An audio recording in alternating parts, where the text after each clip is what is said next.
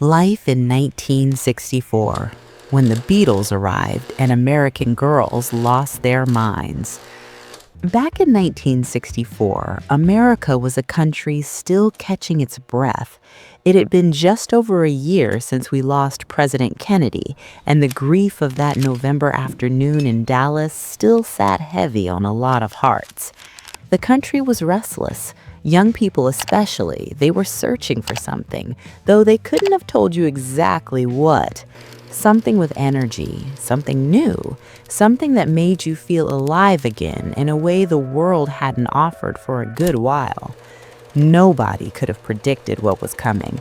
Nobody could have known that four young men from a rainy city in England were about to change everything: the music, the fashion, the culture, and the very idea of what it meant to be young in America. Let me take you back to February of 1964, a Sunday evening, February 9th to be exact. Most American families were doing what they always did on a Sunday night, gathered around the television set after supper. Maybe mom was finishing up the dishes, maybe dad was settled into his chair. The kids were on the floor or crowded onto the couch. The Ed Sullivan Show was on every Sunday, and that was just the way it was. Ed Sullivan was an institution. He'd had Elvis on, he'd had Buddy Holly, Topo Gigio, all the great acts. Watching Ed Sullivan on Sunday night was as American as apple pie and a glass of cold milk. But this Sunday was different. This Sunday, there was something buzzing in the air that even the youngest kids could feel. The newspapers had been talking about it. The radio DJs had been talking about it. There was a word going around, Beatlemania, some kind of craze that had already swept through England and Europe like a fever nobody wanted to cure. And now these four boys, John, Paul, George, and Ringo, were coming to America. They had landed at John F. Kennedy Airport just 3 days before, on February 7th, and what it greeted them was something nobody had ever seen before. 4,000 screaming teenagers at the airport just to watch a plane land. The newspapers said the police didn't know what to do. The boys stepped off that plane, and the sound, Lord, the sound those kids made. It wasn't applause exactly. It was something more primal than applause. It was shrieking and crying and pure, unbridled joy. Grown men in the press corps were standing there with their notebooks, completely baffled. What on earth was happening? These were just musicians. These were just four young men in suits. But to the teenagers, especially the girls, they were something else entirely.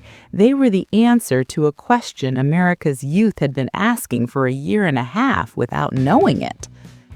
Now, you have to understand what American music looked like before that Sunday night.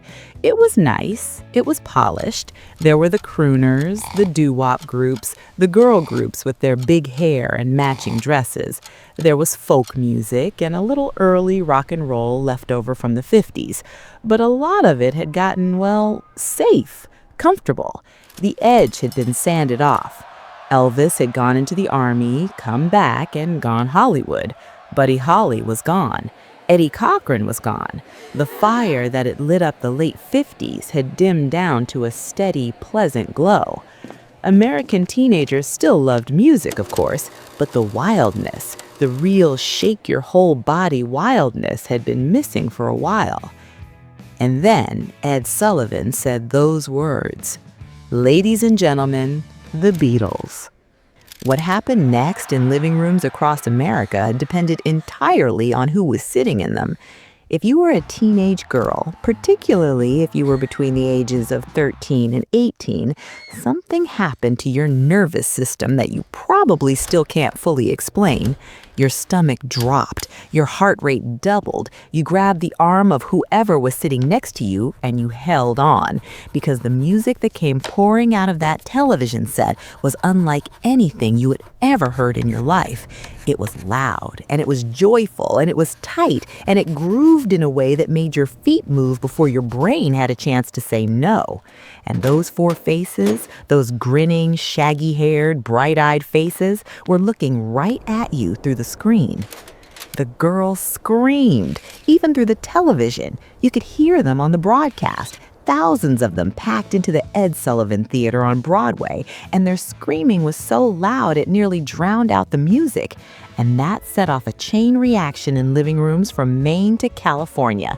Girls who were watching at home started screaming too, because what else do? You scream. You grab your sister or your best friend and you scream together because the feeling is too big for your body to hold quietly.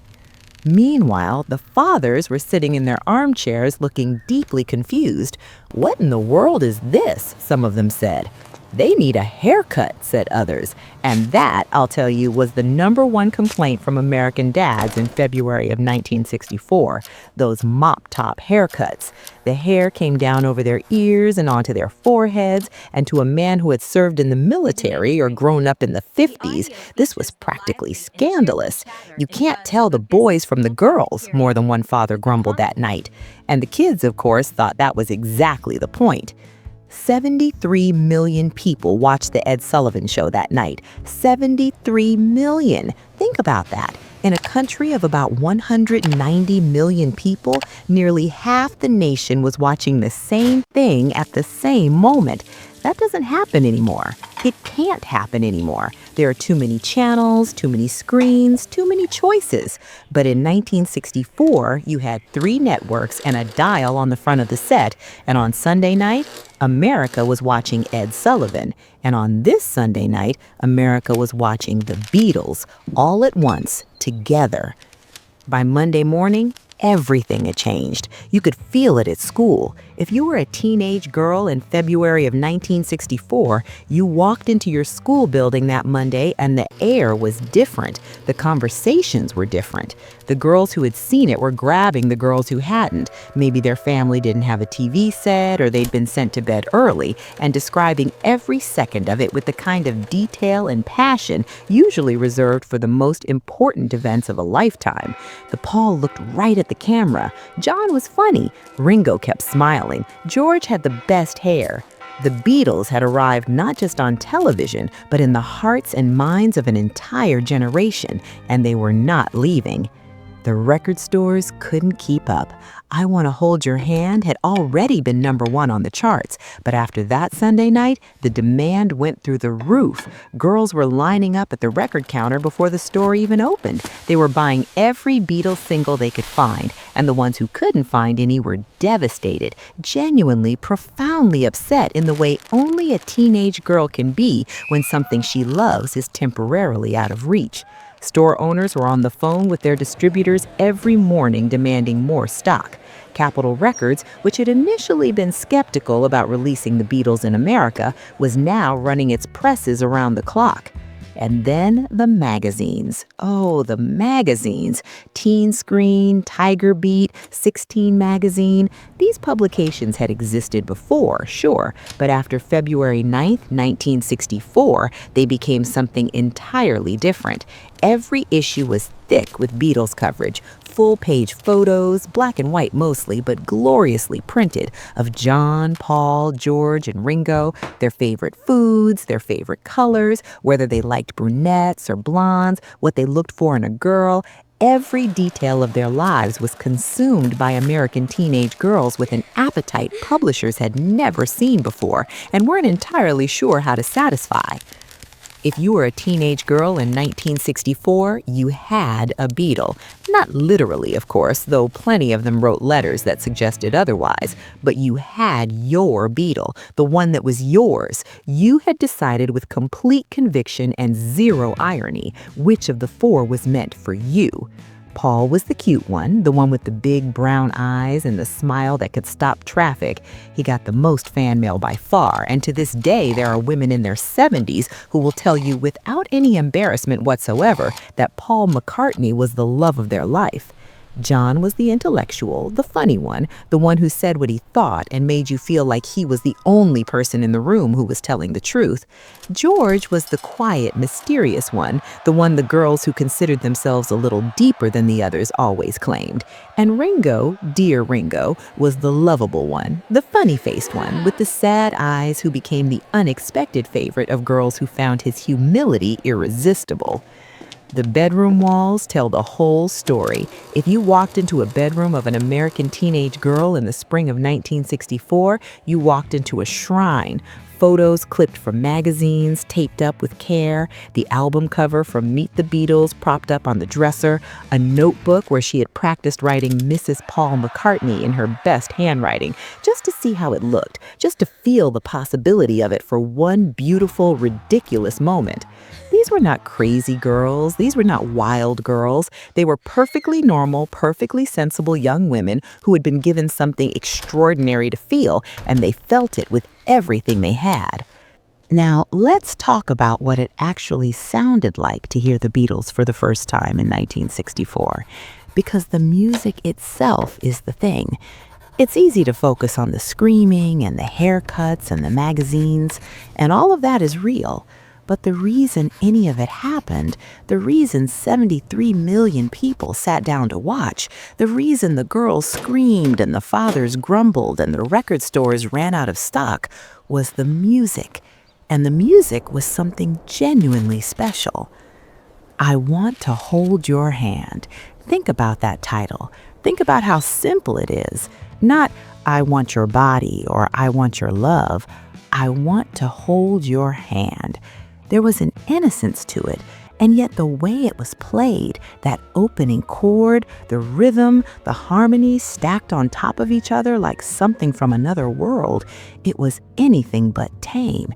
It was alive. It jumped out of the speakers. Your foot started moving before the first verse was even done. That's what great rock and roll does, and the Beatles did it better than anyone had done it in years. They were drawing on American rhythm and blues, on the doo-wop they had heard on American records in Liverpool, on Chuck Berry and Little Richard and Buddy Holly. But they had taken all of that and done something new with it, something distinctly their own. And when it came back across the Atlantic, Americans heard their own musical soul reflected back in a new and thrilling way. And the harmonies. Lord, those harmonies. John and Paul singing together in perfect instinctive unison or near unison, that tight hovering half step that creates a tension your brain resolves as pure pleasure. George's guitar lines, melodic and inventive in a way that other guitarists sat up and noticed immediately. Ringo's drumming, which looked simple and felt simple, but was exactly right for every song, holding everything together with a groove that was deeply rooted and utterly confident. These four musicians played together like they shared one nervous system, because in a way they did. They had been playing together since they were teenagers in Liverpool, in smoky little clubs and dance halls, and famously in Hamburg, Germany, where they had played 8 hours a night, 7 nights a week, until the music was as natural as breathing. By the spring of 1964, the Beatles had 5 songs in the top 5 positions of the Billboard Hot 100 simultaneously. 5 songs, the top 5, all at once. No artist had ever done that before. No artist has done it since. The radio stations were playing them constantly, and nobody was complaining, at least nobody under the age of 30. The DJs were thrilled, the kids were thrilled, the record stores were thrilled when they could actually get the records in stock. The only people who were not entirely thrilled were the parents, and even some of them, the ones who actually sat down and listened, found themselves tapping their feet, which they quickly tried to hide. But here's what people forget, or maybe what they never knew to begin with, about the Beatles arriving in America in 1964. It wasn't just about music, it was about joy.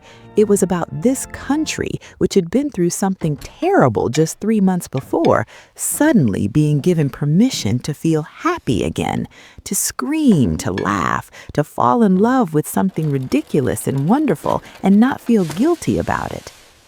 November 22nd, 1963, Dallas, Texas. President Kennedy was shot, and America went into a grief so heavy it was almost physical. Schools closed, businesses closed. The television networks ran uninterrupted coverage for 4 days. People cried who said they never cried. People sat in silence who could normally find something to say about anything. The country was stunned. And then it had to get up and keep going, the way countries do, the way people do. But the sadness stayed. It settled in. And for the young people especially, there was a loss of something they couldn't quite name, an innocence, a feeling that the world was basically safe and the future was basically bright. That feeling had taken a serious hit on that November afternoon, and it hadn't fully come back. And then, 77 days later, the Beatles landed at Kennedy Airport, and 60 days after that, 73 million people watched them play on television, and for the first time in a long time, those teenagers, those kids who had watched the news coverage of Dallas with wide and frightened eyes, those kids felt something other than sad. They felt electric. They felt alive. They felt like the future might actually be a place worth running toward. It's not too much to say that the Beatles helped heal something. Not all of it. Not the deep political wounds, not the racial divisions, not the looming shadow of Vietnam. None of that. But something tender and personal and necessary. The permission to feel joy again, the reminder that being young was a beautiful thing. There's a famous story, maybe you've heard it, about a girl in New Jersey who saw the Beatles play at Carnegie Hall in February of 1964. She was 16 years old. She and her best friend had gotten tickets somehow, and they stood in that crowd of screaming teenagers, and she said afterward that she had never in her life felt so completely alive, so completely herself. She said, "I didn't even know I'd been sad until I wasn't anymore." That's the God's honest truth of what the Beatles did for America in 1964. They didn't just bring music, they brought the medicine this country's young people needed, and they delivered it with a grin and a mop top and 4 chords that changed the world. Now, you might be wondering what the rest of 1964 looked like after that February Sunday night. I'll tell you. It looked like Beatlemania in full bloom.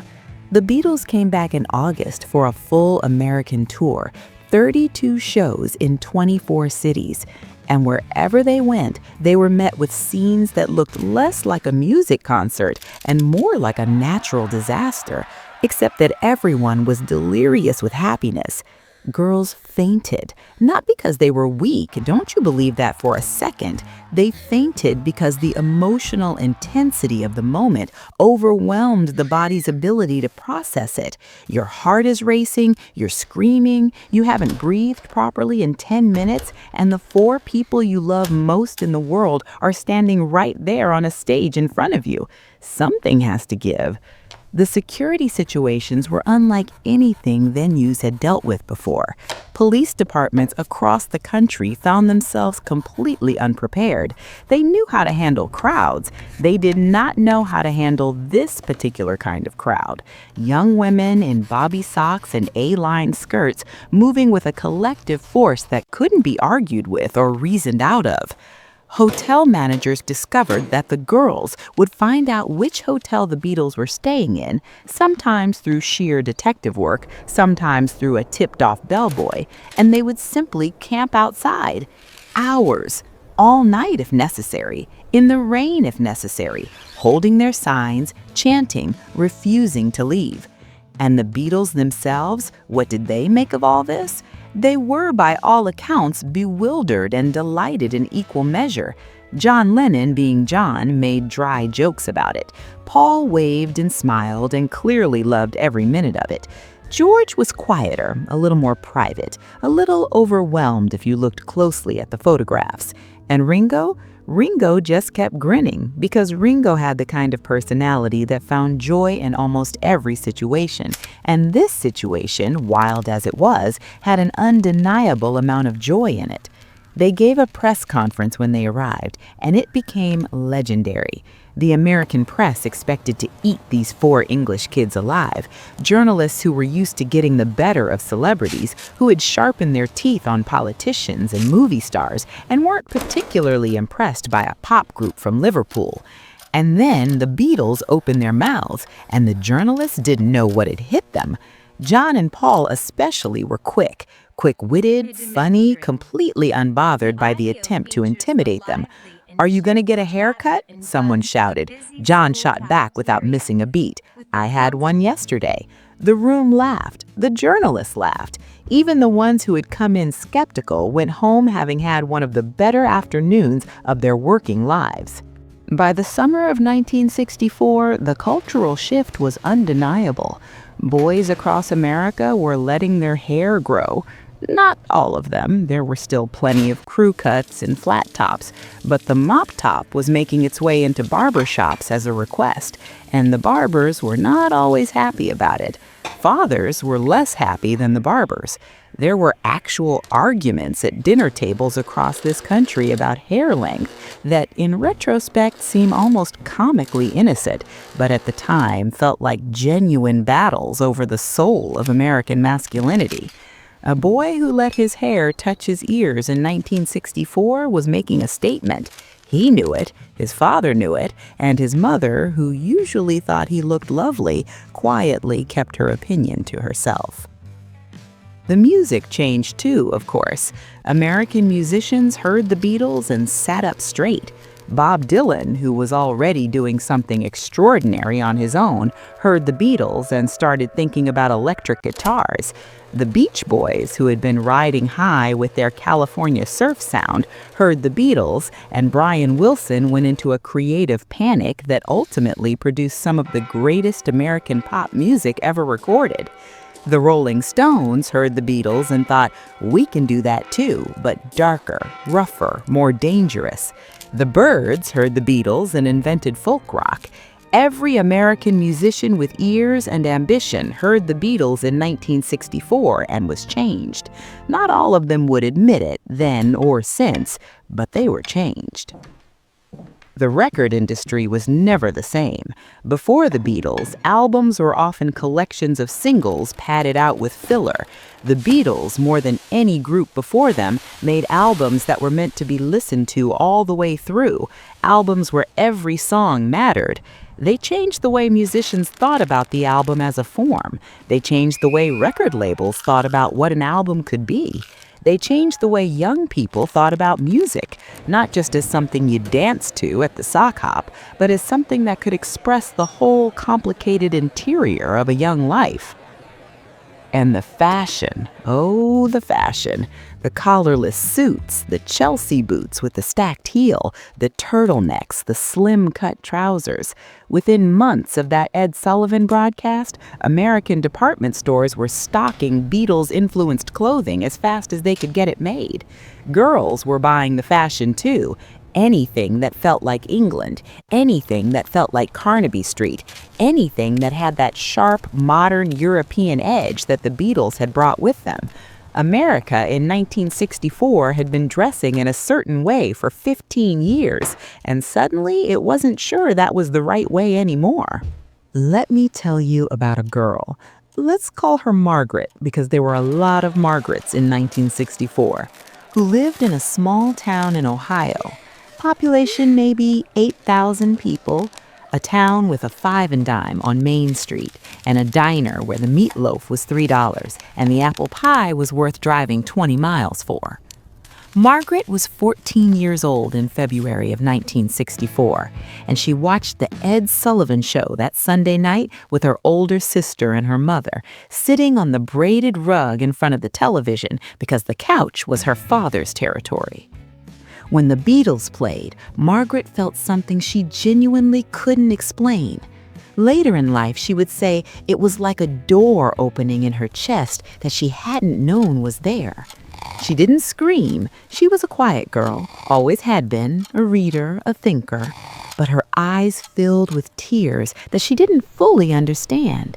Something about the sound, something about those faces, something about the feeling that the world was bigger than Ohio, bigger than 8,000 people in a five and dime in her father's armchair. The world was out there, and it was extraordinary, and these four young men from Liverpool, England, had somehow walked through the television screen and told her so.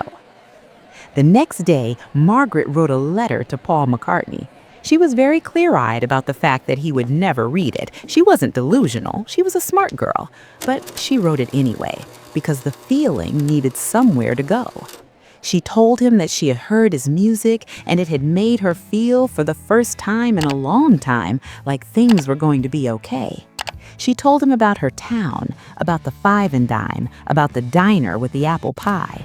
She told him she hoped to go to New York someday, or London, or anywhere that the world was happening. She folded the letter up, put it in an envelope, addressed it to Paul McCartney, The Beatles, England, and mailed it. And somehow, impossibly, it arrived. Fan mail has a way of finding its destination when it's sent with enough love. Margaret never heard back, of course, but she kept buying the records. She saved up her babysitting money, 50 cents an hour, and bought every Beatles single as it came out. She saved up for A Hard Day's Night when it came out in July. She went to see the movie 3 times in the theater, taking a different friend each time, sitting in the dark with the sound filling the space and the girls around her screaming at the screen.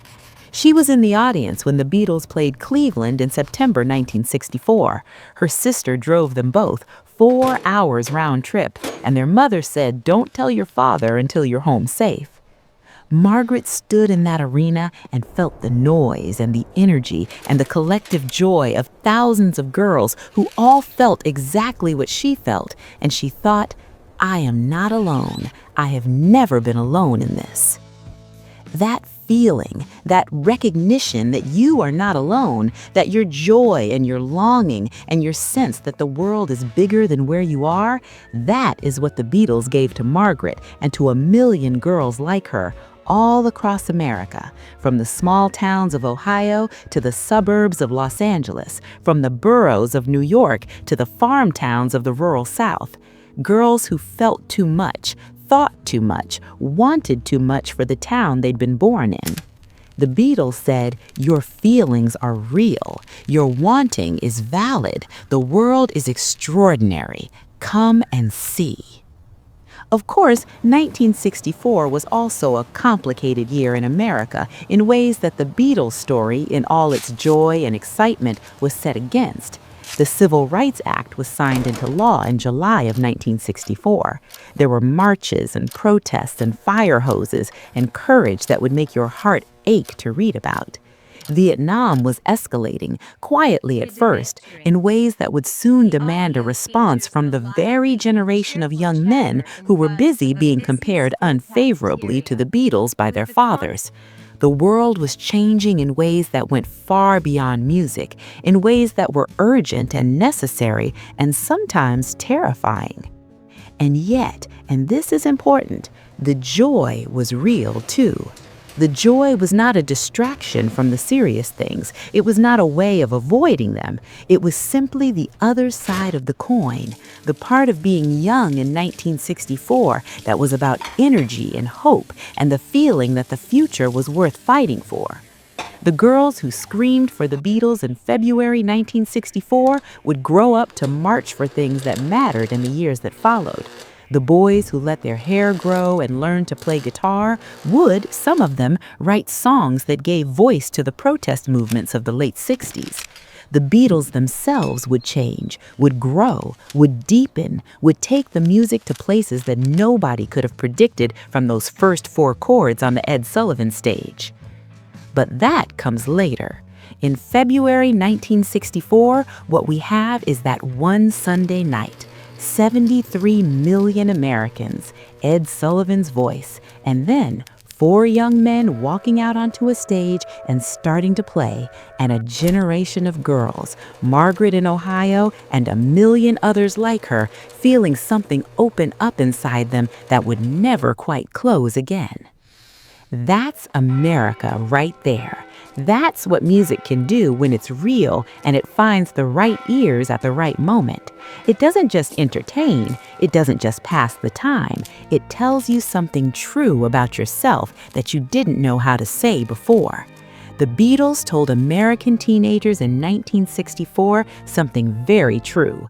You are alive. This matters. The world is bigger than you think. And joy, actual, physical, screaming, crying, fainting joy is not something to be ashamed of. It is something to be held on to with both hands. You know what I think about sometimes? I think about those girls who were at the Ed Sullivan Theater that night, packed in there, 16 and 17 years old, in their best dresses, because this was a television appearance and you dressed up for television. They had lined up for hours to get in. They had saved up or begged their parents or won tickets on the radio.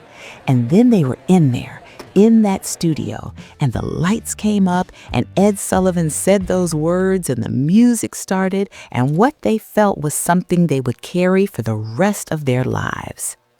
Those girls are grandmothers now. Some of them are great-grandmothers. They have lived entire lives, careers and marriages and children and losses and joys of every kind since that February night. And if you ask them about it, if you sit down with one of these women over a cup of coffee and ask her what it was like, she will stop. She will get a look on her face that is not quite the face she was wearing a moment before. Something will shift. Something will come back, and she will tell you. She will tell you about the sound and the screaming and the way Paul smiled and the way her heart felt like it was going to come through her chest. She will tell you like it was yesterday. Because for her, in some important way that time does not erase, it is. That's the gift that the Beatles gave America in 1964. Not just the music, though Lord knows the music was enough of a gift all by itself. They gave a generation a memory so vivid and so joyful that 60 years later, it still lives in the body, still lives in the heart, still makes an old woman smile in a way that makes her look, just for a moment, exactly like the 16-year-old she was on a February Sunday when the whole world changed. And you know what? We are lucky. We are so lucky that it happened, that those 4 boys from Liverpool decided to get on a plane and come to America, that Capitol Records finally agreed to release their records, that Ed Sullivan had the good sense to book them, that 73 million Americans turned on their televisions on that Sunday night. All of it had to happen exactly as it did. And it did. And the world, this country, this generation, this whole beautiful and complicated American story was never quite the same afterward. Well, I hope this story found you in a good place today. I hope it brought something back. Maybe your own memory of hearing the Beatles for the first time, maybe a story your mother told you, maybe just a feeling of something warm and good from a time when the world still had some of that in it. These stories matter, the small ones and the big ones. The stories of girls in Ohio writing letters they knew would never be answered, and the stories of 73 million people sitting down together on a Sunday night and having the same experience at the same moment. That's who we are. That's where we come from. And as long as we keep telling these stories, that world doesn't disappear. It stays alive in us. Well, I hope this story found you in a good place today. I hope it brought something back. Maybe your own memory of hearing the Beatles for the first time, maybe a story your mother told you, maybe just a feeling of something warm and good from a time when the world still had some of that in it. If this video meant something to you, if it brought back a memory or made you feel something real, go ahead and hit that like button. It helps more than you know. And tell me down in the comments, do you remember where you were when you first heard the Beatles? Were you one of the girls who screamed? Did your mother tell you about that Sunday night? Did you have a Beatle, a favorite one, who felt like he was somehow yours? I want to hear your stories. I really do. Share this video with someone who needs a little joy today, with your mother, your grandmother, your aunt who still has the albums in the basement, with anyone who lived this or loved someone who did. And subscribe so you never miss a story. We've got plenty more where this came from, and every one of them is worth your time. Take care of yourselves, folks. Hold on to those good memories, and we'll see you in the next story.